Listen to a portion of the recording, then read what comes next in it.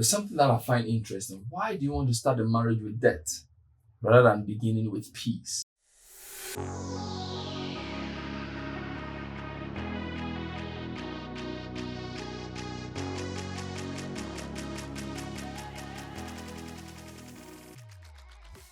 In this video, I'm going to sound a warning about the dangers of wedding debt and how it is silently destroying the marriages of young people out there.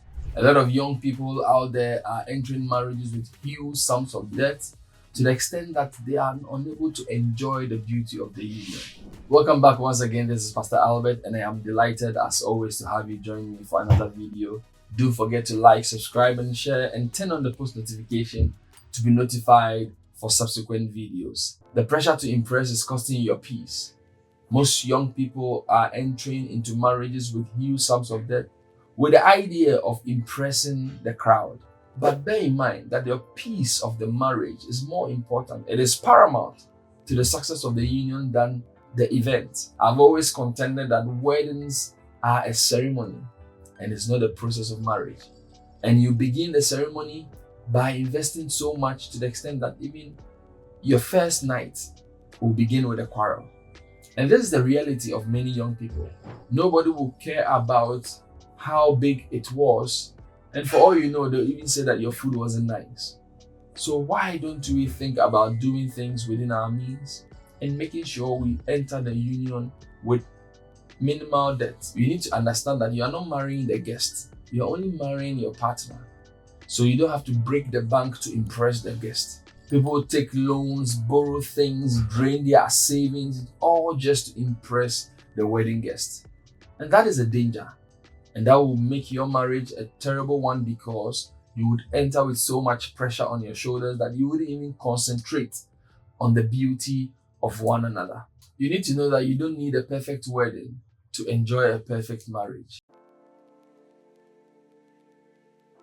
The second danger is that debt brings a lot of strain into the marriage rather than strengthening the union. You see, the top causes of most marital issues and marital breakup has to do with finances, has to do with the issue of money. So you must at best avoid any form of debt that will bring unnecessary strain onto your union. When there are debt on your shoulders, the first stress will be testing how resilient you can come together and agree to tackle with this. So why not do something minimal that will bring you peace of mind? Why don't you do something that is within your means, that you would enjoy each other the more in the early stages, but rather thinking about huge sums of debt on your shoulder and the conflict that these money issues can bring? Only God can tell you.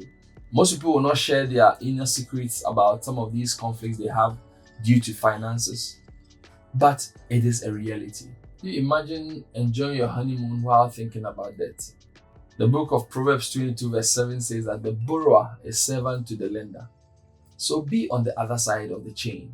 Debt is a form of bondage and not a blessing. So if your wedding is going to cost you your freedom, then I think it is too expensive. Rethink it. The last thing I like to bring across is that focus on building a strong, beautiful marriage and not just a moment. Many of us are entangled in making a moment, making a statement, making a social media sensational, glamorous event for others to enjoy. Bear in mind, that day the news trends on social media is the last day anybody is going to talk about it. A beautiful marriage may trend, but a strong marriage will last. So here's my advice to you. First of all, you need to seek financial wisdom when planning your wedding. Do things within your means. Think through with your partner what works best for you. You need to build together. You need to save together. You need to plan together. You need to pray together. You need to work together to make sure the journey of marriage becomes a beautiful thing. Share your thoughts in the comment section. What's your take on wedding spending in recent times? Is it getting out of hand? If this video has been a blessing to you, don't forget to like, subscribe, and share. Turn on the post notification to be notified on subsequent videos. Follow me on my social media handles at the bottom of the screen and in the description. God bless you and see you in the next video.